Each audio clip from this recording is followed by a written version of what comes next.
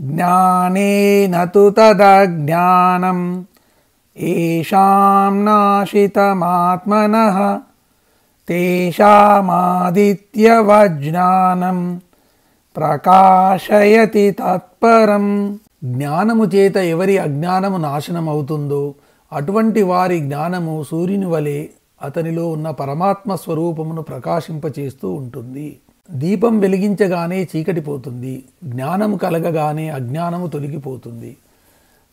మందు వేసుకుంటే రోగం నయమవుతుంది. ఇది ప్రాథమిక సూత్రము. మానవునికి కలిగే దుఃఖములు పాపములు పోవాలంటే జ్ఞానమే దానికి తగిన మందు. జ్ఞానము అంటే తత్వ విచారణ, ఆత్మతత్వము తెలుసుకోవడము, ఆత్మజ్ఞానము కలగడము, మనమెవరో మనం తెలుసుకోవడము. అప్పుడు మనలో ఉన్న అజ్ఞానము పటాపంచలైపోతుంది, జ్ఞానోదయం అవుతుంది. ఆ జ్ఞానమనే సూర్యుని వెలుగులో పరమాత్మ సాక్షాత్కారం అవుతుంది. దీనికి ఒక మంచి ఉదాహరణ, సూర్యుడు మేఘాలతో కప్పబడి ఉంటే మనకు వెలుతురు వేడి ఉండదు, చీకటిగా ఉంటుంది. అదే మేఘాలు అడ్డం తొలగితే లోకం వెలుగుతో నిండిపోతుంది. మన జీవాత్మను అజ్ఞానము ఆవరించి ఉన్నంత కాలము మనం మోహంలో ఉంటాము, దుఃఖంలో ఉంటాము. అజ్ఞానమనే మేఘాలు తొలగిపోతే జ్ఞానమనే వెలుగు విస్తరిస్తుంది. మనందరినీ అజ్ఞానమనే మేఘాలు ఆవరించి ఉన్నాయి. అందువలన సంసారంలో పడి కొట్టుకుంటున్నాము. ప్రాపంచిక సుఖములే నిజం అని నమ్ముతున్నాము. అజ్ఞానమనే చీకట్లో నడుస్తున్న మనకు ఏది ఎక్కడ ఉందో తెలియడం లేదు. చెట్టుకు స్తంభాలకు గుద్దుకుంటున్నాము, దెబ్బలు తగిలించుకుంటున్నాము. అదే వెలుగు ఉంటే చూచి నడుస్తాము, దెబ్బలు తగలవు. అలాగే అజ్ఞానమనే చీకట్లో నడుస్తూ ఈ సంసారమనే అడవిలో తిరుగుతూ ఏవేవో కర్మలు చేస్తూ దుఃఖాలు అనే దెబ్బలు తొలగించుకుంటున్నాము. ఈ అజ్ఞానమనే చీకటిని జ్ఞానము అనే సూర్యుడి వెలుగులో నాశనం చేసి జ్ఞాన ప్రకాశంలో ప్రయాణం చేస్తే నిరంతరము సుఖము అనుభవించవచ్చు, పరమాత్మను చేరుకోవచ్చు. ఇక్కడ మీకు అనుమానం వస్తుంది, జ్ఞానమే ఆత్మను ప్రకాశింపచేస్తుందా అని సందేహం రావచ్చు. అది తప్పు. సూర్యుడు ఎలాగైతే స్వయం ప్రకాశుడో అలాగే ఆత్మ కూడా స్వయంగా ప్రకాశిస్తుంది. సూర్యుని ప్రకాశంలో మనము ప్రపంచంలో ఉన్న సమస్త వస్తువులను ఎలా చూడగలమో అలాగే జ్ఞానంతో మనము స్వయం ప్రకాశుడైన ఆత్మస్వరూపాన్ని దర్శించగలము. కానీ ఆ జ్ఞానము అనే సూర్యుడికి మేఘములు అనే అజ్ఞానము అడ్డుపడింది, అంతే. అజ్ఞానం అనే మేఘము తొలగితే స్వయం ప్రకాశమైన ఆత్మ ప్రకాశిస్తుంది. జ్ఞానము కలిగితే అజ్ఞానమనే మేఘం తొలగిపోతుంది. అప్పుడు ఆత్మ తన స్వస్వరూపంలో ప్రకాశిస్తుంది. అంతేకాని జ్ఞానము ఆత్మను ప్రకాశింపచేస్తుంది అనడం నిజం కాదు. సూర్యుడి వెలుగులో మనము అన్ని వస్తువులను ఎలా చూడగలమో అలాగే జ్ఞానము అనే వెలుగులో మనము ఆత్మను దర్శించగలము. అప్పుడు మనకు ఈ ప్రాపంచిక విషయాలు అన్నీ తమ నిజ స్వరూపాలతో కనిపిస్తాయి. మనలో ఉన్న మోహము అనే భ్రమ తొలగిపోతుంది. కాబట్టి జీవులు మోహము, అజ్ఞానము, ఆశ, కామము వీటి నుండి బయటకు రావాలంటే జ్ఞానం అవసరము. జ్ఞానము వస్తే అజ్ఞానము దానంతటదే తొలగిపోతుంది. అప్పుడు ఆత్మ తన స్వప్రకాశంలో ఉంటుంది. ఇది ఈ శ్లోకములకు అర్థము. బయట సూర్యుడు ఎలా వెలుగుతున్నాడో అలాగే మనలో కూడా ఆత్మ అనే సూర్యుడు ప్రకాశిస్తున్నాడు. ఆత్మనే సూర్యునికి ఈ ప్రాపంచిక సుఖములు అనే అజ్ఞానము అడ్డుతూ ఉంది. దానిని అడ్డు తొలగిస్తే ప్రతివాడి హృదయంలో ఆత్మ ప్రకాశిస్తుంది. జ్ఞానము ఎలా వస్తుంది అంటే నిష్కామ కర్మ, భక్తి, ధ్యానము, వైరాగ్యము మొదలైనవి సాధించాలి. కనీసము ప్రయత్నం చేయాలి. ఈ శ్లోకంలో ఏషాం అని అన్నాడు అంటే ఎవరికైనా అని అర్థము. అంటే ఏ కులము, మతము, జాతి, ధనిక, పేదవాడైనా ఈ సూత్రం వర్తిస్తుంది. అంతేకాని కొంతమందికే కాదు. అంటే ప్రతి జీవిలో ఆత్మ ఉంటుంది. అది అజ్ఞానంతో కప్పబడి ఉంటుంది. ఆ కప్పు తీసేస్తే ఆత్మ వెలుగు కనబడుతుంది.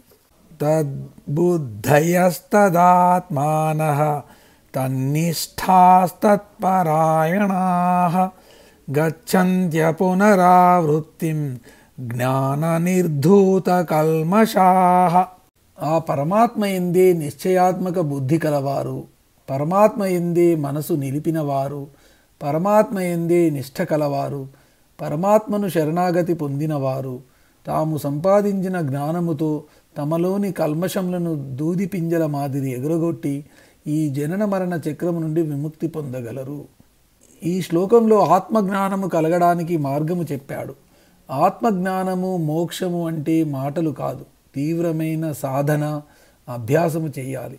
దానికి మొదటి సూత్రము, మనం చేసే ఏ పని అయినా శ్రద్ధ, ఏకాగ్రత, తదేక చింతన, ధ్యాస పెట్టి చేయాలి. అలాగే ఆత్మజ్ఞానము కావాలంటే ఆత్మయందే బుద్ధి కలిగి ఉండాలి. ఆత్మయందు మనసును ఉంచాలి, అటు ఇటు పోనీయకూడదు. ఆత్మనిష్ట కలిగి ఉండాలి. ఇలా చేస్తే ఆత్మకు అనుసంధానం అవుతాము. ఇక్కడ భ్రమర కీటక న్యాయము వర్తిస్తుంది. అంటే భ్రమరము చుట్టూ తిరుగుతుంటే పురుగు కూడా భ్రమరం అయిపోతుంది. అలాగే ఎల్లప్పుడూ ఆత్మయందే ధ్యాస ఉంటే తానే ఆత్మస్వరూపుడు అయిపోయే అవకాశం ఉంది. ఎలాగంటే మనస్సు ఎల్లప్పుడూ దేని గురించి ధ్యానిస్తుందో, దానిలో తన్మయం అవుతుంటుందో అదే స్థితిని పొందుతుంది. ఇది భౌతిక సిద్ధాంతము. పూర్వకాలములో ఋషులు ఇటువంటి తపస్సులు చేసి సిద్ధి పొందారు. కాబట్టి మనం కూడా కొంచెం కొంచెం ప్రయత్నం చేయాలి. మనకు ఉన్న సమయంలో కొంత సమయము ప్రాపంచిక విషయములలో, కొంత సమయము దైవ ధ్యానములో గడిపితే నిదానంగా జ్ఞానం వస్తుంది. పూర్తిగా దైవ ధ్యానంలో గడిపితే తొందరగా జ్ఞానం సిద్ధిస్తుంది.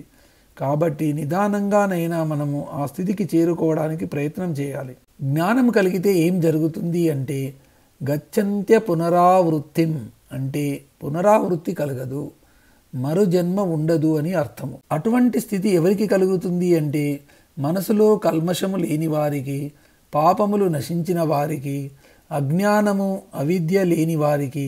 ఆ కల్మషము ఎలా పోతుంది అంటే జ్ఞానము కలిగితే నశిస్తుంది. జీవునిలో పాపము మాలిన్యము ఉన్నంత వరకు ఆత్మజ్ఞానము కలగదు. దానికి కావలసింది నిరంతర భగవంతుని చింతన, ఆత్మనిష్ట, ఆత్మను నమ్ముకోవడం. ఇవన్నీ కావాలంటే సోమరితనం ఉండకూడదు. నిరంతర సాధన, దానికి ప్రయత్నం అవసరము. మనం అశాశ్వతమైన ప్రాపంచిక వస్తువులను సంపాదించడం కోసము రేయింబగళ్ళు కష్టపడుతున్నాము. ఆ శ్రమలో సగం ఆత్మజ్ఞానము సంపాదించడంలో పెడితే శాశ్వత సుఖం లభిస్తుంది. అటువంటి శాశ్వత సుఖం కోసము, శాంతి కోసము మనం ఎందుకు ప్రయత్నం చేయకూడదు? దీనికి పెద్దగా శ్రమ పడవలసిన అవసరం లేదు. మనం ప్రాపంచిక విషయములలో చూపే శక్తి, యుక్తి, బలము, నిష్ఠ అటు నుండి ఇటువైపుకు అంటే ఆత్మవైపుకు తిప్పితే చాలు, జ్ఞానం వస్తుంది, మోక్షం వస్తుంది. కాబట్టి ఈరోజు నుండి ఆత్మయందు ప్రేమ, శ్రద్ధ, తదేక నిష్ఠ కలిగి ఆత్మజ్ఞానము సంపాదించమని భగవానుడు మనకు ఈ శ్లోకం ద్వారా తెలియజేస్తున్నాడు. తత్పరాయణాహ, తత్పరత అంటే ఆత్మయందు కమిటిమెంటు. నేను ఈ శరీరము కాదు, నేను ఆత్మస్వరూపుడును అనే భావన కలిగి ఉండాలి. మనం ఏ పని చేస్తున్నా మనలో పరమాత్మ గురించిన ధ్యానము, స్మరణ మర్చిపోకూడదు. ఎందుకంటే ప్రాపంచిక విషయాలలో దుఃఖము తప్ప సుఖం లేదు. పరమాత్మయందు నిష్ట కలిగి ఉంటే సుఖమే సుఖము, దుఃఖమునకు తావు లేదు. తద్బుద్ధయ అంటే కేవలం పరమాత్మ యందు కమిట్మెంట్ ఉంటే సరిపోదు. ఆ కమిట్మెంటు కార్యరూపం దాల్చాలి. భగవద్గీత చదవాలి అని గాఢమైన కోరిక ఉంటే సరిపోదు. ఆ పుస్తకం కొనాలి, 701 శ్లోకాలు పూర్తిగా చదవాలి. అప్పుడే కోరిక కార్యరూపం దాలుస్తుంది. అంటే మన సంకల్పాన్ని కార్యరూపంలో పెట్టాలి అనే బుద్ధి కూడా ఉండాలి. తదాత్మానః, ఇక్కడ ఆత్మ అంటే మనసు. అంటే కేవలం చదివితే సరిపోదు, దాని మీద మనసు లగ్నం చేయాలి. చాలామంది పైపైన చదువుతారు, మనసు పెట్టి చదవరు. అందుకే అది అర్థం కాదు. శాస్త్రము అర్థమైంది అంటే నేను వేరు, ఈ శరీరం వేరు అనే భావన కలగాలి. నేనే ఈ శరీరం అనే భావన మనకు పూర్వజన్మ వాసన నుండి సంక్రమించింది. దానిని పోగొట్టుకోవాలంటే శాస్త్రమును మనసు పెట్టి శ్రద్ధతో అధ్యయనం చేయాలి. చదివిన దానిని మనసు పెట్టి ఆచరించాలి. తన్నిష్ఠాహ అంటే కేవలం శాస్త్రజ్ఞానం ఉంటే సరిపోదు, దాని మీద నిష్ట కలిగి ఉండాలి. దానిని పరిపూర్ణంగా నమ్మాలి. దాన్ని సర్వకాల సర్వావస్థల యందు అనుసరించాలి, ఆచరించాలి, అందులో లీనమవ్వాలి, తదాత్మ్యం చెందాలి. మనకు కష్టం వచ్చినా సుఖం వచ్చినా ఆ జ్ఞాననిష్టలో ఉండాలి. సుఖ దుఃఖాలను సమంగా చూడగలగాలి. అటువంటి వారి జ్ఞానముతో అతనిలో ఉన్న రాగద్వేషములు అనే కల్మషములన్నీ దూది పింజల వలె ఎగరగొట్టబడతాయి. అప్పుడు అతడు జీవన్ముక్తుడు అవుతాడు, జనన మరణ చక్రం నుండి విడిపడతాడు. విద్యా వినయ సంపన్నే బ్రాహ్మణే గవిహస్తిని శుని చైవ శ్వపాకే చ పండితాః సమదర్శినః. పైన చెప్పబడిన జీవన్ముక్తుడు ఎలా ఉంటాడు అనే విషయం ఈ శ్లోకంలో వివరించాడు. అటువంటి జీవన్ముక్తుడు విద్య వినయము పుష్కలముగా కలిగి ఉన్న బ్రాహ్మణుని యందు, కుక్క మాంసమును తినేవారి యందు, గోవు ఏనుగు కుక్క మొదలగు చిన్న పెద్ద జంతువుల యందు సమమైన దృష్టి కలిగి ఉంటాడు. ఈ శ్లోకంలో పరమాత్మ మనకు ఒక విషయం చెప్పాడు. మానవుల మధ్య తరతమ భేదములు ఉండరాదు, సమానత్వము ఉండాలి. అంటే నేటి సోషలిజము ఆనాడే పరమాత్మ చెప్పాడు అనుకోవచ్చు. పరమాత్మ దీనిని ఒక్క జ్ఞానులకే పరిమితం చేశాడు, కానీ ఈ సూత్రము మానవులందరికీ ఆచరణీయము. పరమాత్మ ఈ సోషలిజాన్ని ఆత్మపరంగా చెప్పాడు. జ్ఞానులు ఈ చరాచర సృష్టిలో ఉన్న జీవరాశులన్నిటినీ సమానంగా చూస్తారు. అన్ని ప్రాణులలో ఉన్న ఆత్మను చూస్తారు, కానీ శరీరాలను కాదు. అన్నిటి మీద సమభావము కలిగి ప్రేమ దయ కరుణ కలిగి ఉంటారు. ఎవరినీ ద్వేషించరు. మనం మానవులం కాబట్టి మానవుల దృష్టాంతాన్ని తీసుకున్నాడు పరమాత్మ. తర్వాత మనతో పాటు తిరిగా జంతువులను కూడా ఉదాహరణలుగా తీసుకున్నాడు. మానవులలో అసలు తప్పు చేయనివాడు, తప్పు చేయడానికి అర్హత లేనివాడు, వేదములను శాస్త్రములను చదువుకున్నవాడు, వినయము కలవాడు మొదలగు లక్షణములు కలవాడిని బ్రాహ్మణుడు అని అంటారు. అంతేకాని పుట్టుకతోనే ఎవరూ బ్రాహ్మణులు కారు. విద్య వినయము బ్రాహ్మణునికి తప్పనిసరిగా ఉండవలసిన లక్షణములు. అందుకే అతన్ని ఉదాహరణగా తీసుకుని చెబుతున్నాడు. బ్రాహ్మణుడి అలా ఉంటే ఇక సామాన్య మానవుల మాట చెప్పాలా చెప్పండి. ఇంకా అజ్ఞానులలో చండాలుడిని ప్రాతిపదికగా తీసుకున్నాడు. ఇక్కడ చండాలుడు అంటే ఒక కులానికి చెందినవాడు కాదు, ఏమీ తెలియనివాడు, అజ్ఞాని, దుర్మార్గుడు, నీచుడు, సంస్కారహీనుడు అని అర్థం చేసుకోవాలి. వీళ్ళు ఇద్దరు తాము ఆచరించే వృత్తులలో ఉన్నతత్వానికి అధమత్వానికి ప్రతీక. బ్రాహ్మణుడికైనా పైవాడు లేడు, చండాలుడి కంటే తక్కువవాడు లేడు. అందుకే వీరిద్దరిని సంఘంలో ఉత్తమ అధమ జన్మలకు ప్రతినిధులుగా ఎన్నుకున్నాం. అలాగే జంతువులలో కూడా గోవును మనం పూజిస్తాము. దానిని ఉత్తమమైన సాధు జంతువుగా పేర్కొన్నాడు. తర్వాత ఏనుగు మన మధ్య ఉండదు, అడవులలో తిరుగుతూ ఉంటుంది. అన్ని జంతువుల కంటే భారీ శరీరము కలది, కానీ పూజనీయము కాదు కాబట్టి దానిని మధ్యమ జాతిగా ఎన్నుకున్నాడు. తర్వాత కుక్క పెంపుడు జంతువు. కుక్క తినకూడని పదార్థాలు కూడా తింటుంది. కుక్క మాంసం తినడము నిషిద్ధము. ఈ ప్రకారంగా ఉత్తమ మధ్య అధమ జాతికి చెందిన 3 రకములైన జంతువులను ఉదాహరణకు తీసుకున్నాడు. ఇంకా పరమాత్మ ఏం చెప్పాడో చూద్దాం. వేదశాస్త్రములు చదువుకొని జ్ఞాని అయిన వాడిని, ఏమీ తెలియని చండాలుడిని, పవిత్రమైన గోవును, అడవులలో తిరిగే ఏనుగును, సర్వభక్షణ అయిన కుక్కను, వీటి అన్నింటిలో కూడా పరమాత్మ ఆత్మస్వరూపుడుగా వెలుగుతున్నాడు. కాబట్టి అన్నిటినీ సమంగా చూడాలి. అన్నీ పరమాత్మ స్వరూపాలే. ఒకరు ఎక్కువ మరొకరు తక్కువ కాదు. సృష్టిలోని అన్ని జీవరాశులను సమానంగా ఆదరించేవాడు జ్ఞాని, కానీ చదువుకున్నవాడు కాదు అని పరమాత్మ సందేశము. వేదములు శాస్త్రములు చదువుకొని ఉంటారు, కానీ నన్ను అంటవద్దు, నువ్వు అంటరాని వాడివి అని చీదరించుకుంటారు. అటువంటి వారు ఎంత చదువుకున్నా అజ్ఞానులే.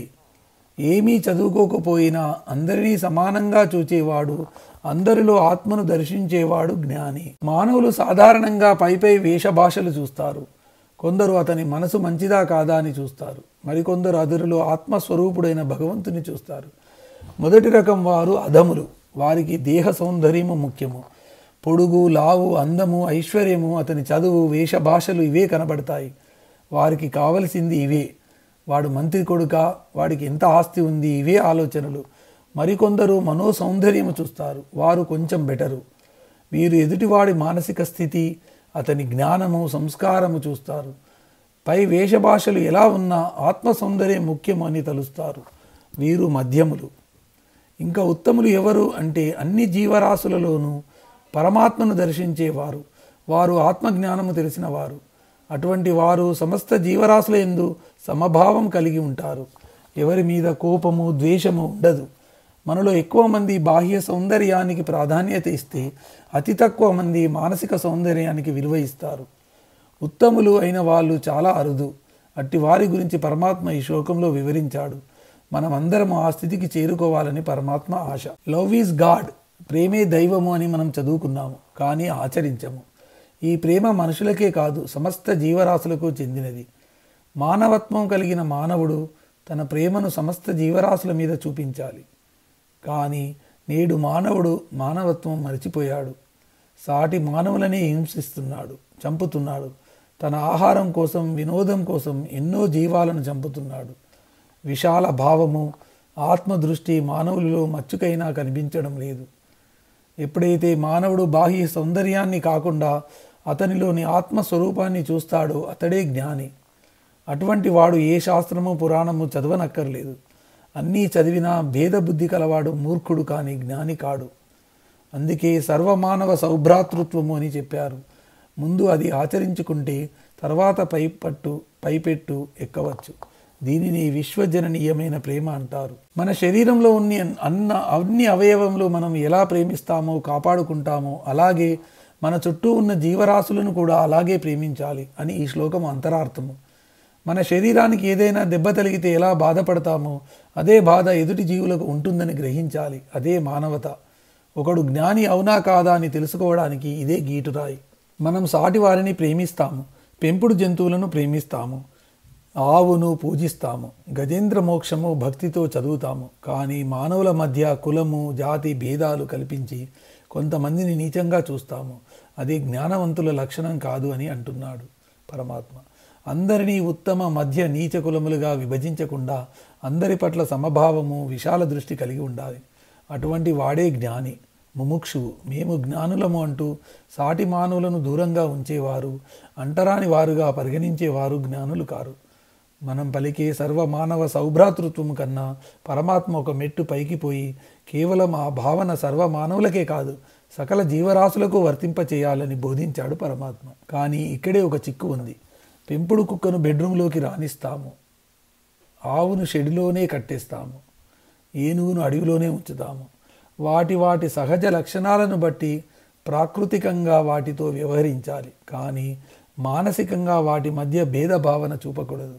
అలాగే మూర్ఖుడికి వేదాంతం బోధిస్తే వాడు మరుక్షణము లేచిపోతాడు. కాబట్టి వ్యవహారికంగా వాడితో ఎలా ప్రవర్తించాలో అలాగే ప్రవర్తించాలి. కానీ మానసికంగా వాడిని కూడా సాటి మానవునిలాగే చూడాలి. ఇది ఈ శ్లోకం అంతరార్థం.